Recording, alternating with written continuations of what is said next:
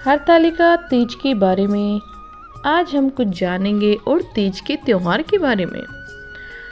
हरतालिका तीज का व्रत देवी पार्वती ने शिव को अपने पति के रूप में पाने के लिए किया था, इसलिए इस व्रत में सुहाग सामग्रियों का भी महत्व है।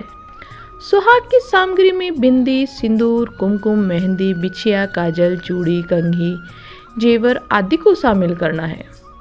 इस दिन घी, दही, शक्कर, दूध, शहद का पंचामृत बनाएं। हरियाली तीज की हिंदू रीति रिवाज में बड़ी ही मान्यता है। इसे रखने के पीछे भी एक कथा बहुत प्रचलित है, तो आइए जानते हैं। शिव जी ने माता पार्वती को इस व्रत के बारे में विस्तार पूर्वक समझाया था।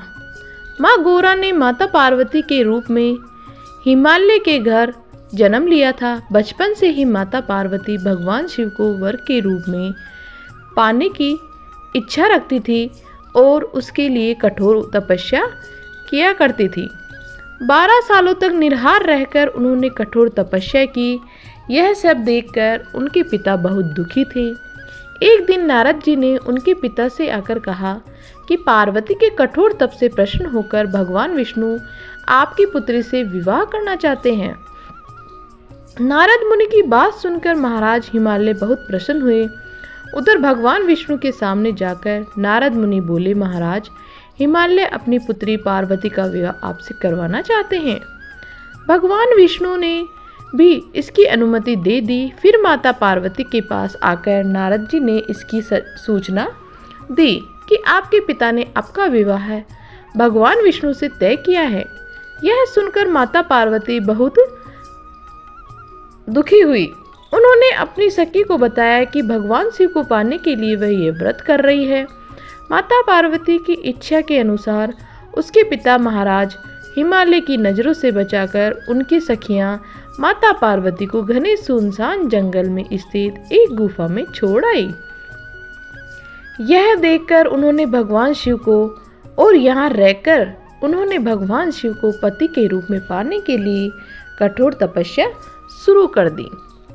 भाद्रपद शुक्ल तृतीया का पहला दिन था जब माता पार्वती ने शिवलिंग की स्थापना की थी। इस दिन निर्जला उपवास रखते हुए उन्होंने रात्रि में जागरण किया था।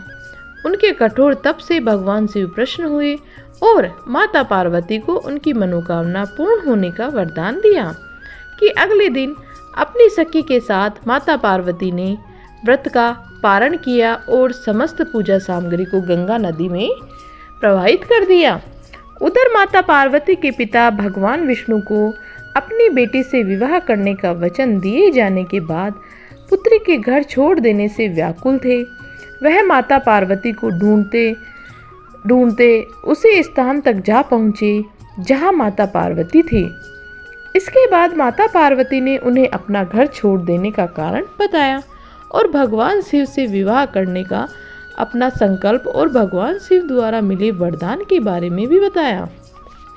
इसके बाद माता पार्वती के पिता हिमालय ने भगवान विष्णु से माफी मांगी और वे भगवान शिव के साथ माता पार्वती के विवाह के लिए राजी हो गए।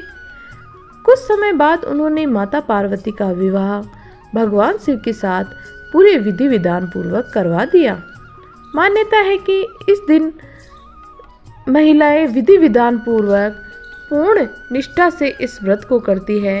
वे मनचाहे वर को प्राप्त करती हैं। साथ ही यह पर्व दाम्पत्य जीवन में खुशी बरकरार रखने के लिए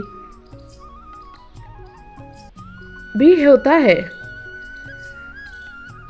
उद्देश्य से भी मनाया जाता है। दोस्तों, ऐसी और कहानियों के लिए हमारे चैनल जो लविका स्टोरी 10 के है उसको सब्सक्राइब कीजिए और जैसे माता पार्वती और शिव जी का विवाह हुआ और उनको दाम्पत्य जीवन अच्छा बीता, वैसे ही हर किसी का बीते।